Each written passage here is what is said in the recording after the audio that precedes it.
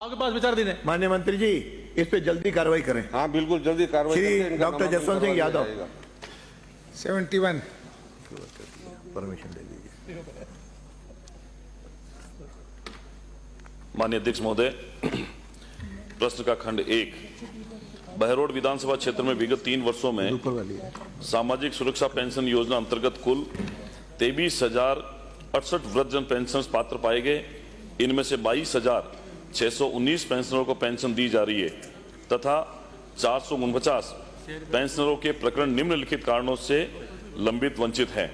पेंशनरों का ई मित्र द्वारा गलत सत्यापन 21, पेंशनरों की मृत्यु होने के कारण 407, बैंक विवरण गलत होने के कारण 4, वर्ष 2023 में भौतिक सत्यापन नहीं कराने के कारण 17, संख्यात्मक विवरण परिशिष्ट अ पर संलग्न है। खंड 2, उक्त योजना में पात्र वृद्धजनों के आधार कार्ड से मोबाइल नंबर नहीं जुड़ने तथा बायोमेट्रिक सत्यापन नहीं होने के कारण योजना से वंचितों को लाभ देने हेतु सरकार द्वारा पेंशन पोर्टल पर एक अतिरिक्त सुविधा उपलब्ध करवाई गई है, जिसके द्वारा संबंधित स्वीकृतकर्ता अधिकारी के मोबाइल पर ओटीपी उपलब्ध करवाकर पेंशनर का वार्षिक भौतिक सत्यापन कराया जा रहा है। खंड 3, विधानसभा क्षेत्र बहरोड में विगत 3 वर्षों में पालनहार योजना अंतर्गत पोर्टल से प्राप्त सूचना के अनुसार कुल पात्र आवेदनों का विवरण वर्षवार निम्नानुसार है। इसमें लंबित प्रकरण आवेदक द्वारा योजना अंतर्गत श्रेणीवार निर्धारित दस्तावेज जैसे बच्चों के अध्ययन प्रमाण पत्र, माता पिता का मृत्यु प्रमाण पत्र आदि संलग्न नहीं होना है। जो प्रकरण लंबित हैं उसका कारण निस्तारण की योजना, पालनहार योजना के नियम 9 उपनियम 6 के तहत ऐसे आवेदन पत्रों में आक्षेपों की पूर्ति कराने के लिए सिस्टम आधारित मैसेज के माध्यम से पालनहार के रजिस्टर्ड मोबाइल नंबर पर आक्षेप लगाए जाने के दिनांक से आक्षेप पूर्ति हेतु 30 दिवस, 45 दिवस एवं 60 दिवस में सूचित किया जाता है तथा इसके उपरांत भी आक्षेप पूर्ति नहीं होने की स्थिति में 30 दिवस का अतिरिक्त समय दिया जाता है। उक्त के अतिरिक्त समय समय पर जिला अधिकारियों और ब्लॉक सामाजिक सुरक्षा अधिकारियों द्वारा पालनहार से समन्वय स्थापित कर आवेदनों में कमी की पूर्ति कराई जाती है। माननीय सदस्य। माननीय अध्यक्ष जी, मैं आपके माध्यम से मंत्री जी से पूछना चाहता हूं कि जो बहुत बुजुर्ग हो गए हैं उनको बायोमेट्रिक भी सत्यापन नहीं हो सकता क्योंकि उनके हाथों की रेखाएं मिट जाती हैं, उनके पास मोबाइल फ़ोन होता नहीं है और वो जाने के अंदर बेसहारा है। उनको ले जाने वाला अधिकारी के पास कोई है नहीं क्योंकि अधिकारी का मिलना भी कोई आसान काम नहीं होता। तो ऐसे लोग जो वंचित है पेंशन से, तो क्या सरकार इन लोगों को सहारा बनने के लिए, इनकी व्यवस्था के लिए आप कोई नोडल अधिकारी नियुक्त करना चाहते हैं जो उनके पास जाकर के ये सारा काम कर? लेकिन बहुत बुजुर्ग हो जाता है, वो जाए कैसे? ले जाने वाला कोई होता नहीं है। माननीय मंत्री जी।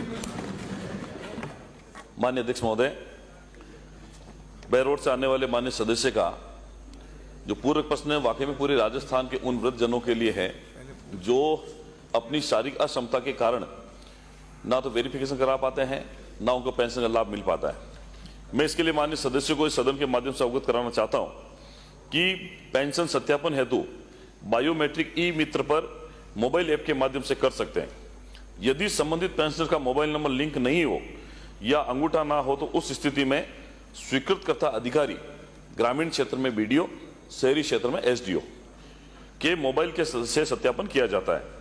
मैं माननीय विधायक महोदय के क्षेत्र में यदि कोई पेंशनर का सत्यापन उनके शारीरिक रूप से अक्षम या ई मित्र केंद्र पर नहीं जा पाने के कारण अगर सत्यापन नहीं हो रहा है तो ई मित्र संचालक को उनके निवास पर भी भेजा जा सकता है।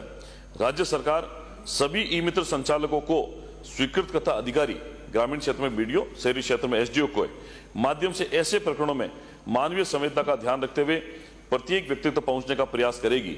और माननीय सदस्यों को मैं निवेदन करना चाहता हूं कि हम हमारी सरकार के माध्यम से नोडल अधिकारी, वैसे मैंने बता दिया, ग्रामीण और शहरी क्षेत्र में होते हैं।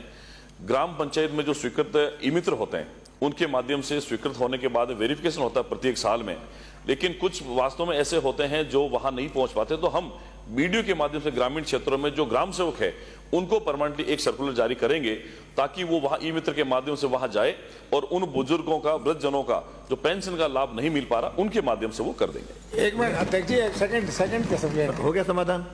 एक आपके जवाब में आया, जवाब अच्छा दिया है। अभी आपने नोडल अधिकारी की बात भी कह दी है, पर कोई आदमी, बुजुर्ग आदमी बड़ी मुश्किल से ई मित्र के यहाँ चला गया उसने अपना जो ई मित्र ने मांगा, आधार कार्ड, राशन कार्ड, जो भी उसने मांगा दे दिया, और ई मित्र के द्वारा गलती हो गई, गलती कर दी, तो उस बुजुर्ग की गलती तो है नहीं, वो पेंशन लेने वाली गलती तो है नहीं।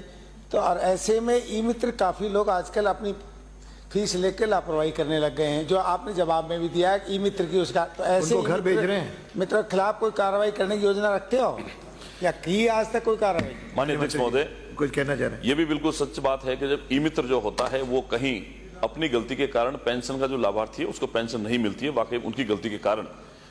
माननीय अध्यक्ष महोदय, ये आईटी डिपार्टमेंट का काम है। जो ई मित्र का लाइसेंस है वो आईटी डिपार्टमेंट के माध्यम से मिलता है, लेकिन फिर भी अगर किसी ई मित्र के प्रकरण का हमारे पास में आता है, हम उसकी जांच रिपोर्ट बनाकर आईटी डिपार्टमेंट को भेज देंगे और उसका जो लाइसेंस है उसको रद्द करने के लिए हम उसको प्रकरण को बनाकर आईटी डिपार्टमेंट को आपके भेज पास देंगे। तो आ गए हैं कि इतने लोगों को ई मित्र की गलती से पेंशन नहीं मिल पाई, तो उनके खिलाफ कार्रवाई करोगे बिल्कुल तो और सब सही हो जाएगी। निश्चित ही मैं सदन का अवगत कराना चाहता हूं कि जिस प्रकरण में हमारे पास में रिपोर्ट आ गई, ई मित्र की गलती के कारण किसी व्यक्ति का अगर पेंशन का लाभ नहीं मिल पा रहा है, आज ही सर्कुलर जारी करके उनको उनका आधार है निरस्त करने की कार्रवाई आईटी डिपार्टमेंट भेज दी जाए। श्री गोविंद प्रसाद